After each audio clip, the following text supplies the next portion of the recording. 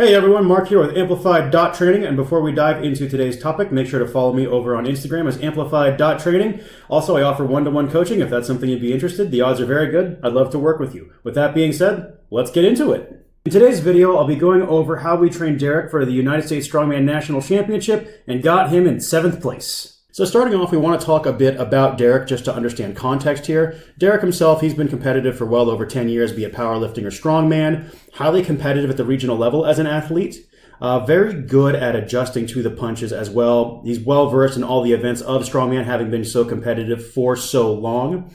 I would say overall he was very dynamic in nature, great at pressing events, very good at moving and loading events. The deadlift, however, was definitely a weak point. In the past, he had zeroed the deadlift at nationals. And when you're trying to reach a high rank in strongman, you can't really have any weaknesses, especially on a marquee event such as the deadlift.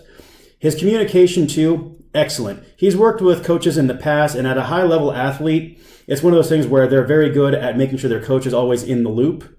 And that's what he did with me, made this whole process a lot easier. That way we could adjust on the fly. Now, in prepping for United States Strongman Nationals, Derek had another show 1 week before that, and that was the drug-tested Worlds Qualifier, the West Coast Strongman event. It had a max log, a max deadlift, a max stone, a sled and sandbag carry and drag medley, and a max distance yokes where you'd have to pick, run, pick, run, pick, run. You had 90 seconds.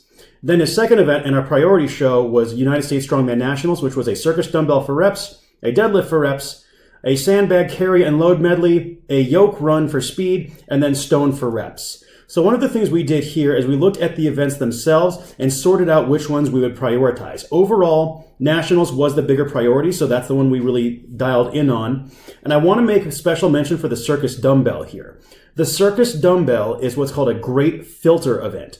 You can be a good strongman without being good at the circus dumbbell, but to be a truly great strongman, you have to be good at this event. And the reason why is because the event itself is so awkward, so challenging to train for, and doesn't necessarily carry over to other events. It's one of those things where if you're very serious in the sport, you're either going to buy a circus dumbbell, travel to where there is a circus dumbbell, or seek out a gym that has a circus dumbbell so you can be good at the circus dumbbell. Does the circus dumbbell itself necessarily make you better at other events? No, but anyone who does well in the sport of strongman is going to show at least some level of competence with the circus dumbbell. So that's just something worth mentioning. Now, as far as piecing it all together, our priority was USS Nats. We decided to use West Coast Strongman as more of a prep show to lead into USS Nats. And it worked out really well too, because then that deadlift was so heavy for Derek relative to his 1RM, we could essentially peak him for a max deadlift at West Coast and use that momentum to ride into Nationals. And then the max log itself, the log is an awkward pressing implement, but if you look at the shallower dip and drive on a log versus say something like an axle, that'll have more transference to the circus dumbbell, as well as the slightly awkward rack position and greater need for a more vertical base in your dip, and then hitting that upper back really hard. So that helped save a lot of energy in that respect because we didn't need to train the dynamic events as hard due to Derek's established skill and efficiency in them. So we just mainly focused in on raw static strength and then used skill work with the circus dumbbell to extract that strength and have it carry over. We did not want any zeros on the deadlift or the circus dumbbell, as at the national level, zeroing is going to knock you out of the top 10. Now let's talk a little bit about how we adjusted Derek's training. In coming to me when we were talking, he said he felt very confident in putting together 8-week phases for himself, but his big issue was layering and adjusting them to competition-specific demands. His general 8-week phases would be what's called a triphasic approach, where you'd have 3 weeks of eccentric emphasis, that is lowering the weight under control, 3 weeks where you might do pause work, and then 2 weeks of standard lifting. And triphasic is a really great method for building up your baseline. I've used it myself with people in the past, as well as myself as an individual. Great way of training. What I found, though, was his program was what I would call a square program, in that all lifts were sort of trained on the same progression. So, for example, if you look at 5x5, right, it's 5x5 squats, 5x5 bench, 5x5 deadlift, 5x5 overhead press. And that square style of programming works great for a novice to early intermediate level lifter because they don't have as much fatigue being generated with every lift. But the stronger you get, the more skilled you are, certain lifts are going to fatigue more than others. Deadlift volume, for example, generates a lot more fatigue than overhead press volume. So those are the things we made changes to. So what I did in changing out Derek's training is I first broke his training into a more distinct base and peak phase. We got rid of the square programming aspect, and each lift was treated individually based on his needs. I also added in corrective warm-ups, and then rather than 8-week phases, the waves were much shorter, somewhere between 3 to 5 weeks, with adjustments within the waves. And then lastly, as far as getting away from the square programming, something we factored in was, okay, for example, the log press generates a lot of low back fatigue. So we want to make sure that the log comes after the deadlift because we want to save the low back freshness for the deadlift because the deadlift was our key priority. I'll dive into that bit more later in the video. Let's go over Derek's base phase training now. We're going to start with the deadlift as that was our #1 priority in his training. We did use a triphasic approach again, however, we made a couple modifications. It wasn't just a triphasic approach, but also what's called a mechanical progression. So how it worked was during his eccentric phase, we did snatch grip deficit deadlifts. The reason why is the snatch grip plus the deficit is going to really increase the range of motion, so he's got an even longer way to go, makes running the eccentric a lot more possible, right? Then after that, we moved into paused deficit deadlifts. And with paused deadlifts, most people think they just pause it on the concentric, so right as you break the floor and then finish the rep. I had Derek pausing on the eccentric, and the reason why is having him pause just before he hit the ground, that got his body used to absorbing the force of a deadlift eccentric so he could retain tension. And the reason why we did that is because the deadlift at Nationals was done 4 reps, I wanted him able to control the eccentrics and then absorb the force from them to create tension in the bottom to start the next repetition. And then for his regular phase, we implemented what's called contrast training, where he would do something such as a loaded dumbbell jump, then his deadlift, then a kettlebell clean, and then box jumps. And the reason why is we worked a bunch at eccentric and isometric strength. Now we wanted to really work on concentric strength, that starting oomph. And by adding in the explosive work, it helped him develop more speed off the floor. After all, the base work helped him lock in his hip height, as well as strengthen his upper back to hold a better position through the deadlift. As far as Derek's press goes, because Derek is a lighter, more dynamic lifter, he'll do better on higher volume. And the reason why is when you're explosive, right, you get less time under tension with every rep. And because you're using more leg drive, your arms don't get as much fatigue generated. So higher volume is a good option. If you look at Olympic lifters, for example, they're a great example of this. They do tons of volume for their jerks using a lot of push presses and jerk variations. And I do think in general, strongman athletes could really learn something from them in that regard. Not that there's anything wrong with static pressing rules, but hey, we're talking lifter specific here. In building up during the build phase, we had him pressing twice a week, with one day being his event presses, so the log and circus dumbbell. And then the second day was more kind of hypertrophy developmental work. There's a sample week on screen right now for you. One thing I do want to make note of is the axle bench. The reason why we had him benching on an axle in this phase is that fat bar reduces elbow strain. This is a very common complaint among strength athletes as their elbows get beat up from a high volume of pressing. And this is an example of how we manage fatigue, not just in terms of sets and reps, but also implement use to reduce tissue strain. As far as the event training went for Derek in the base building phase, our priorities were speed and stability with the yoke, just making sure you had frequent touches on it just to develop that skill with it and the efficiency. Also, we are doing a great volume of upper back work, as mentioned and alluded to previously, so that helped with his yoke overall. And then we just wanted to develop skill on the Atlas stone.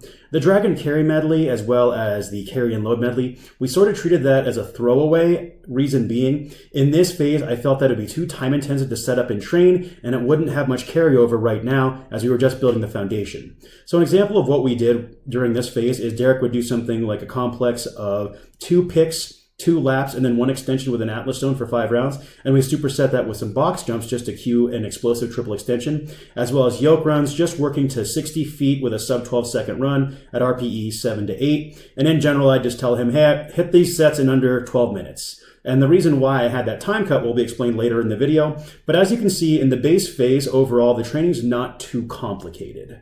So here is what a week of Derek's training did look like in the base building phase. We started off with deads, and as you can see, snatch grip deficit deadlift there, working up to a top set, and then some back off work with a 5-count eccentrics on reps 1, 3, and 5.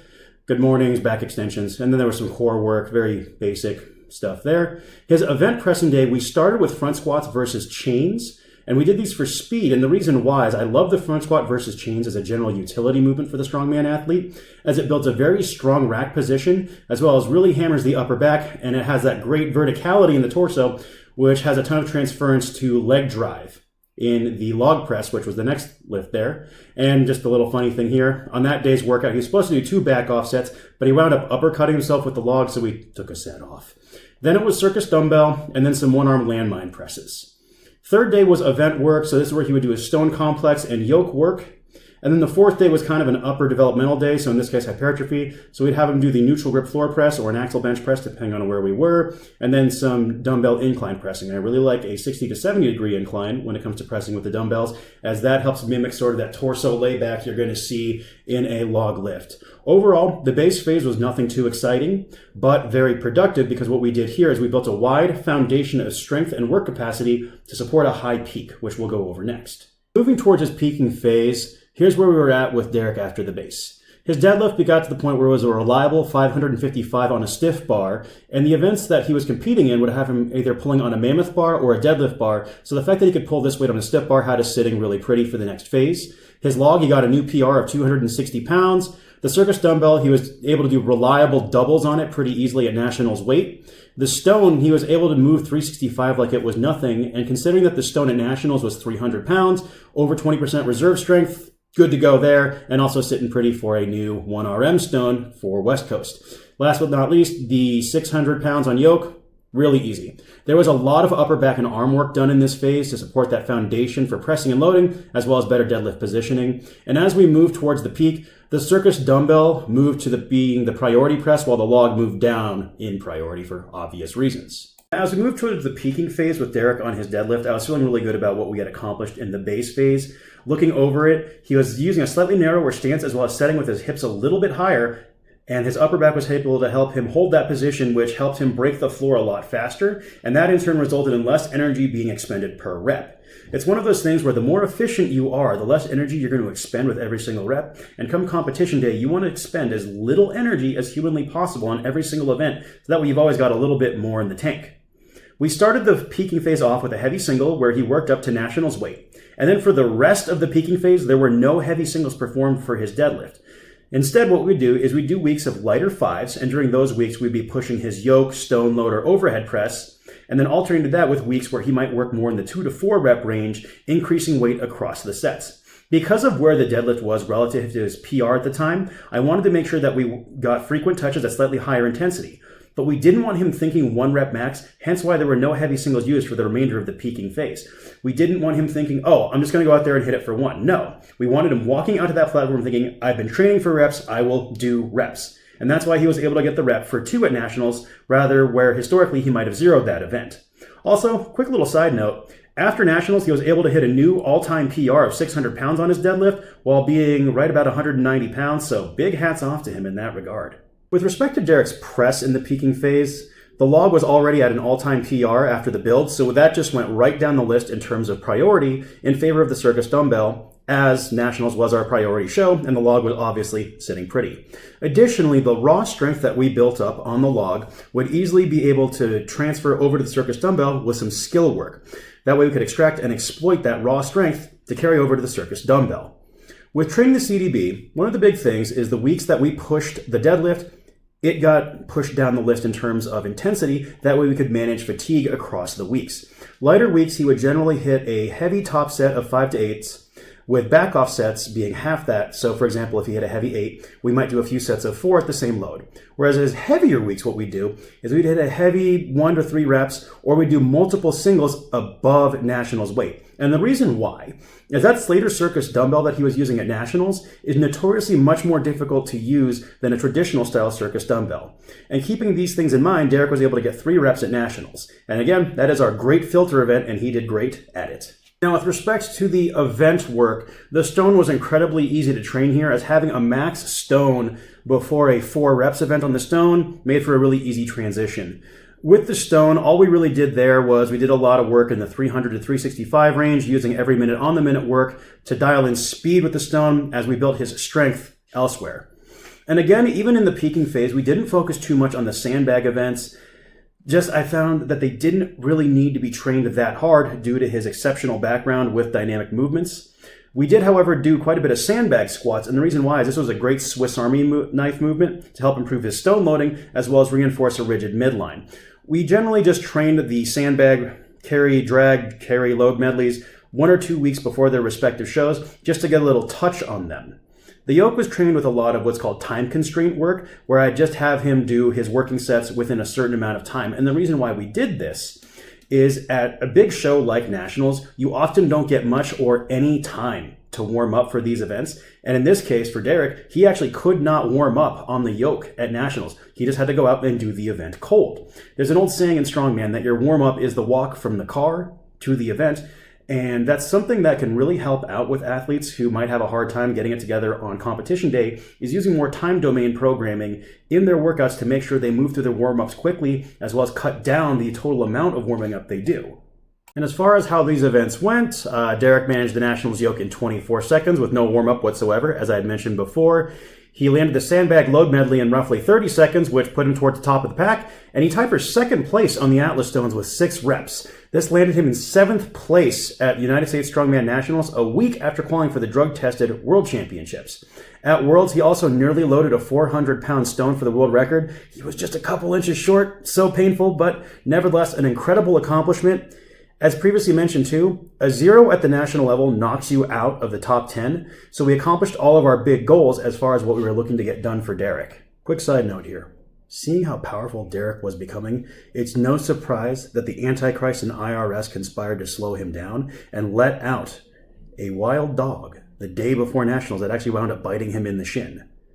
Also, going later in stones at Nationals wound up being a bit of a liability because the darn platform was just covered in tacky and it functionally glued his feet to the thing so he couldn't move forward and backward, made for a very unique situation as far as the loading goes. So when we look backwards at it, truth be told, I don't think there's much of anything I would change with Derek's training, as each block and movement within the block really work together to lead him to a great result. You know, the sport of strongman is beautiful. And one of the big problems is you see a lot of lifters where they'll train it just like it's powerlifting with moving events and overhead, rather than controlling fatigue across a week. Derek's in an off season now. We're doing more of a strongman hypertrophy phase. You call it body, man, strong, building, whatever you like. Your big 3 key takeaways here. Use variations that can improve several dimensions at once, such as the snatch grip, deficit, eccentric emphasis deadlift. This improved leg drive, hip position, and upper back strength all across the board, so that carries over to multiple events in strongman. Manage fatigue across the whole week with loading and your implements, something such as an axle bench press to reduce elbow strain if you're doing a lot of pressing volume.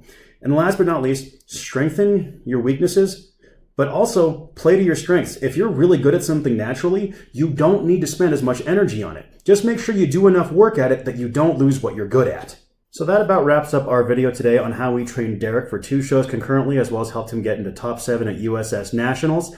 Hope you folks found this useful. Let me know if you have any questions down below in the comments section, and until next time, I'll catch you in the next video. Stay safe and keep pushing.